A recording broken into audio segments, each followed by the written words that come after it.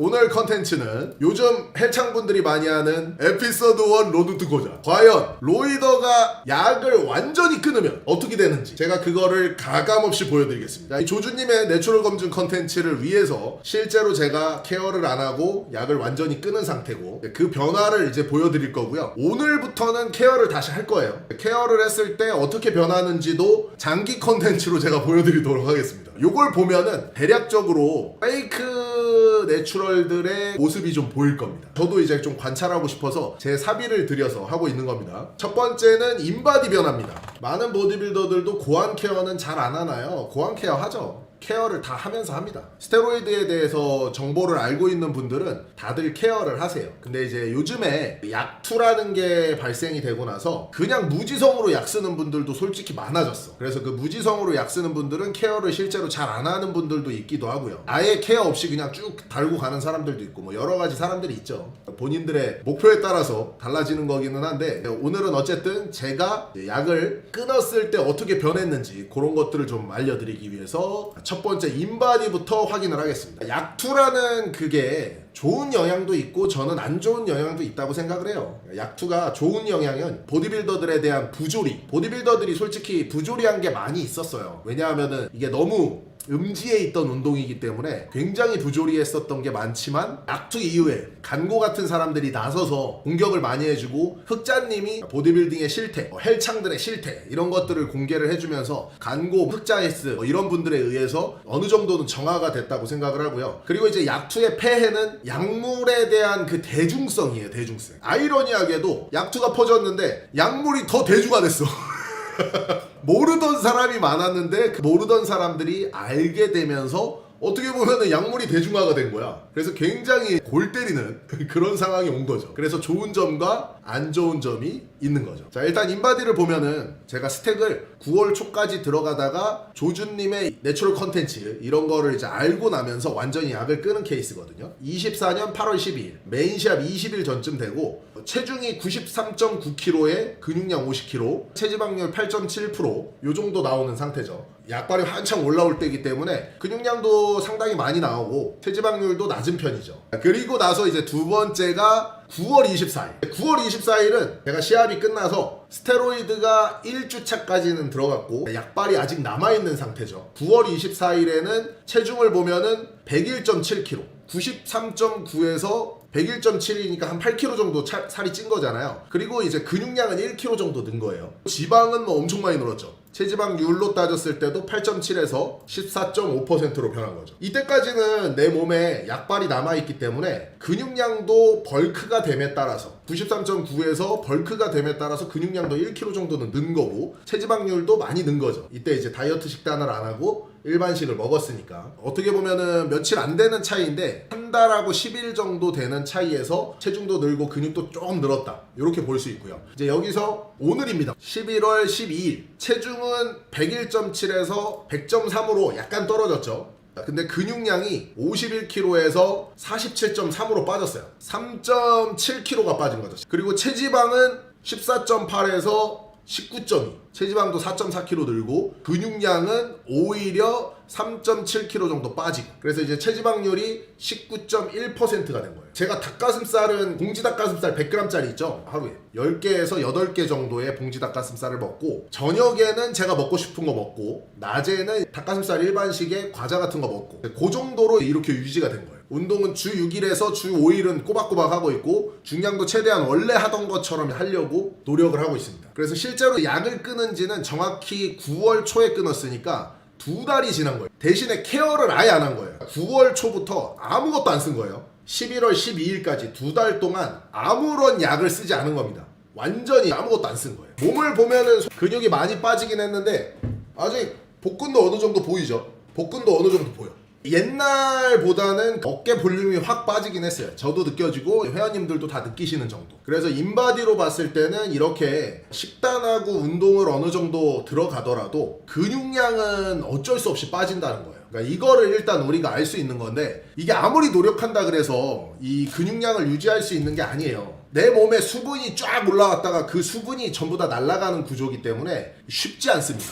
이해되시죠? 요게 이제 1차적으로 인바디의 변화예요. 그리고 제일 좀 궁금한 게 혈액이겠죠. 혈액 검사는 어떻게 나왔냐면은 제가 9월 첫째 주에 약을 끊었고 9월 20일 날 14일 정도 후에 측정을 하니까 케어를 아예 안 해버리니까 FSH 제일 낮게 나오고 LH 제일 낮게 나오고, 근데 남성 호르몬은 지금 12.5가 나왔어요. 내인성은 전부 다 엄청 낮은데 남성 호르몬은 표준보다 아주 높게 나온 편인 거죠. 이게 풀스택 들어갈 때 측정을 하면 15 이상이 나옵니다. 병원에서 표기할 수 있는 한계치가 병원들마다 정해져 있거든요. 이제 그거보다 높게 나와요, 약을 풀로 돌릴 때는. 근데 이제 이게 약을 끊고 나서 남성 호르몬이 어느 정도 소모가 되고 나서 측정을 했기 때문에 지금 12.5라는 요 수치가 나온 거고요. 그리고 나서 이제 며칠 전에 혈액 검사를 했는데 그게 이겁니다. 접수일이 11월 8일, 결과를 11월 9일에 나왔어. 며칠 전이죠. 과연 어떻게 나왔을까? 쿵짝짝 쿵짝짝.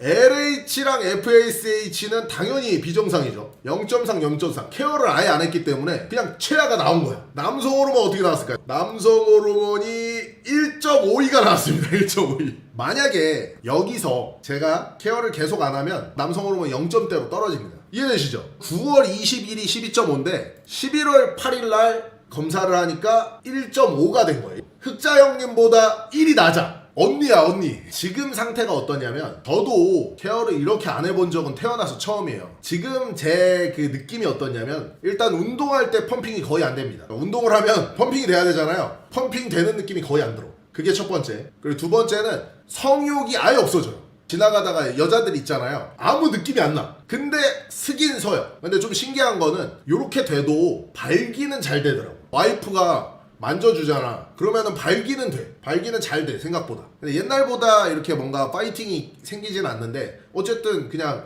세우면은 세워는 져. 근데 내가 감흥은 없는 거지. 아니 나 어차피 결혼했으니까 와이프가 세워줄 거 아니야. 그러니까 속긴 서. 근데 이게 내가 막 하고 싶은 욕구는 안 든다는 거예요. 그래서 약간 이 뭐랄까 불혹이라는 게 유혹에 넘어가지 않는다는 거거든요. 유혹에 흔들리지 않는 게 불혹이야. 진정한 불혹이 됐다. 스테로이드를 끊으니까 진정한 불혹이 됐어. 여기서 이제 케어를 살짝 하면 조영재님이나 최정희님 같은 그런 검사 수치를 만들 수 있어요. 남성 호르몬은 낮은데 LH랑 FSH는 높이는 그런 형태는 가능하다. 제가 이제 그것까지 한번 해볼 겁니다. 오늘부터 이제 케어를 해서 검사를 주기적으로 해볼게요. 제가 어떻게 변하는지. 자, 그리고 또 재밌는 거는 이제 다른 수치들도 좀 재밌어요. 어떤 부분이 재밌냐면은 요게 이제 굉장히 그 조영재님하고 비슷하게 나왔거든요.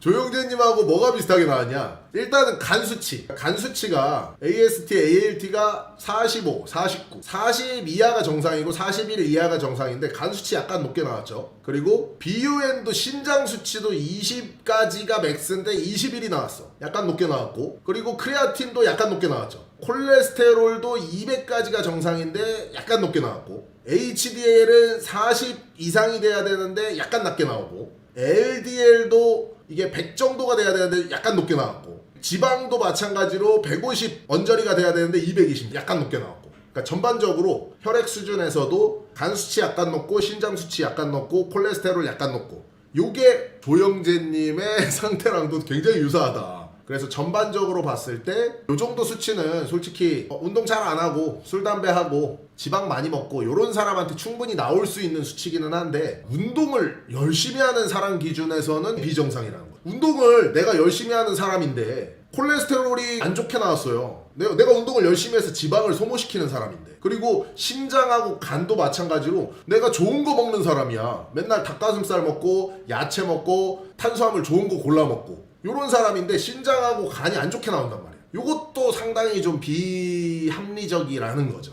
그래서 지금 저의 상태를 보면은 간 수치, 신장 수치, 콜레스테롤 수치가 조영재님하고 희한하게 비슷하다 라는 거를 알 수가 있는 겁니다. 오묘하죠? 참 신기해, 이런 거 보면. 이렇게 해서 저의 변화를 간단하게 알아보는 시간이 됐습니다. 케어라는 게 정확히 뭐냐, 케어가 뭔지도 아주 좀 자세하게 설명을 해드릴게요. 케어라는 용어가 마치 이게 치료같이 보이잖아요. 케어하면은 뭔가 치료되는 거 아닌가? 케어는 치료? 요게 아닙니다. 이게 아니에요. 자, 많은 분들이 오해하시는 게 스테로이드를 쓰고 케어하면 괜찮대요, 뭐 이런 얘기를 해요. 심지어 저한테 찾아오시는 분들도 이 스테로이드를 쓰고 나서 케어를 하면 괜찮아진다는데요? 이런 말을 하세요. 케어는 치료가 아니라 내분비 호르몬의 정상화 정상화를 유도하는 행위를 뜻해요. 그래서 실질적인 치료나 이런 게 아니라 약을 쓰는 겁니다. 치료가 아니라 다시 약을 쓰는 거야.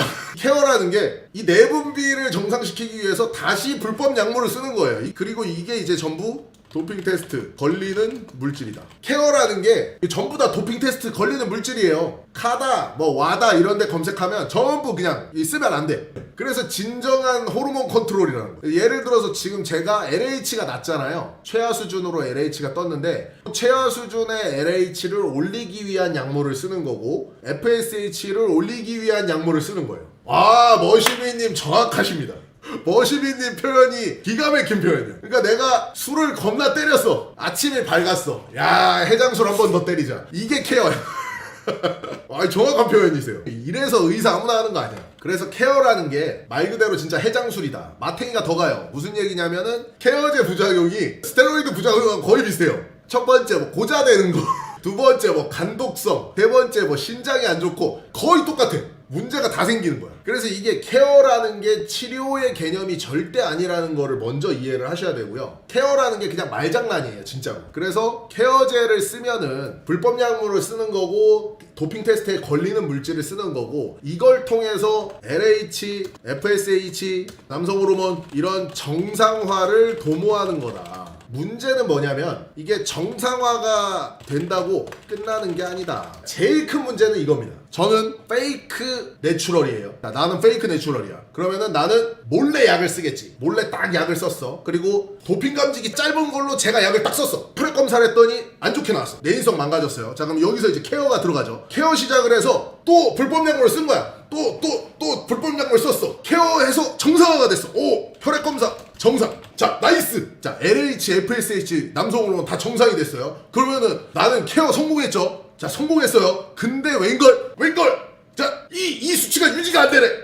유지가 안 되네. 대부분의 로이더들은 케어를 해도 LH, FSH 테스토스테론이 유지가 안 돼요. 그래서 변동이 생깁니다. 무슨 얘기냐면 내인성을 한번 건드렸기 때문에 내인성 호르몬 문제가 이게 케어를 아무리 해봤자 정상화를 해도 이 호르몬 수치가 다시 변동이 생겨요. 그래서 한번 약을 꽂은 사람은 검사를 굉장히 주기적으로 해야 됩니다. 저 같은 경우에는 보통 3개월에 한 번씩 검사를 하고 만약에 내인성하고 남성 호르몬이 또 틀어진다 그러면은 또 그거를 잡는 약물을 또 쓰는 거야. 그렇게 해서 최대한 표준치를 맞춰가는 행위가 이게 로이더들이 하는 거예요. 그러니까 케어가 아니라 이 케어라는 게 케어가 아니라 임시로 막아놓는 거. 그래서 평생 문제가 언제든 생길 수 있어요. 근데 이제 항상성이 진짜 좋은 사람들은 표준 수치에서 그냥 쭉 가기도 해요. 실제로. 그래서 사람에 따라서 케바케가 되기는 하지만 많은 숫자의 사람들이 호르몬 변동이 생긴다.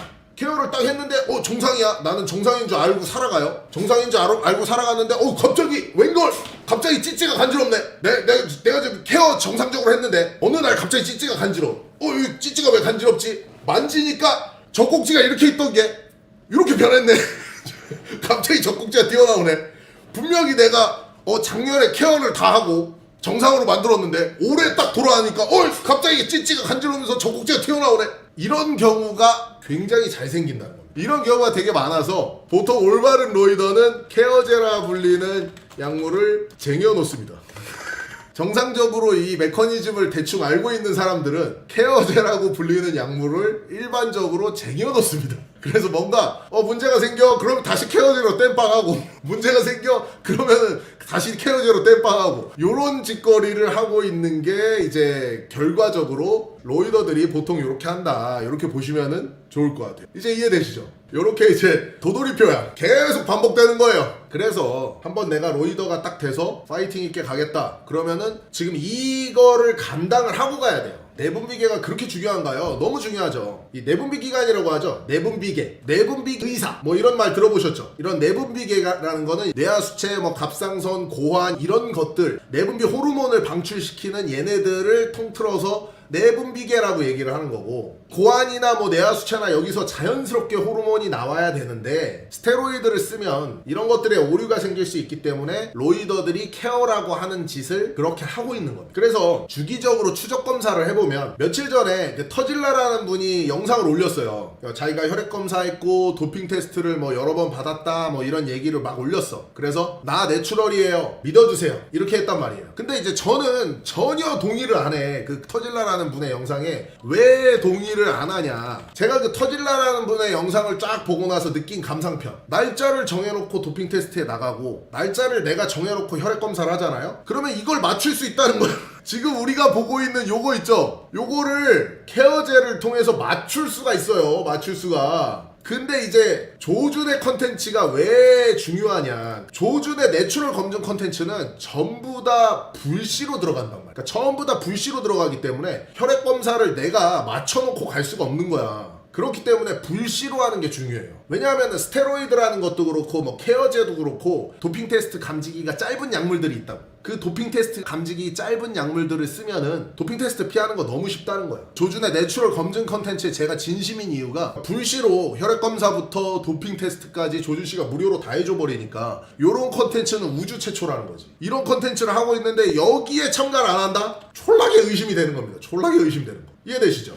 이 코치님, 정자 사라지는 것도 알려주세요. 이제 정자 사라지는 것도 똑같습니다. 저도 지금 정자를 측정을 하면 아마 정자가 거의 무정자증에 가깝게 나올 거예요. 이 LH 호르몬이 고환한테 야 정자 만들어 신호를 주는 거야. 정자 만들어 신호를 주는 거야. 근데 이게 지금 어떻게 돼요? 0.3 이하 최하가 떴죠. 최하가 떴으니까 지금 고환은 일을 안 해. 그래서 제가 지금 불알을 만져보잖아요. 불알이 작아져 있어 실제로. 근데 이제 이 LH를 살리는 약물이 있다 그랬죠. 그 케어제. 요거를 이제 올리는 약물을 쓰면은 다시 늘어납니다.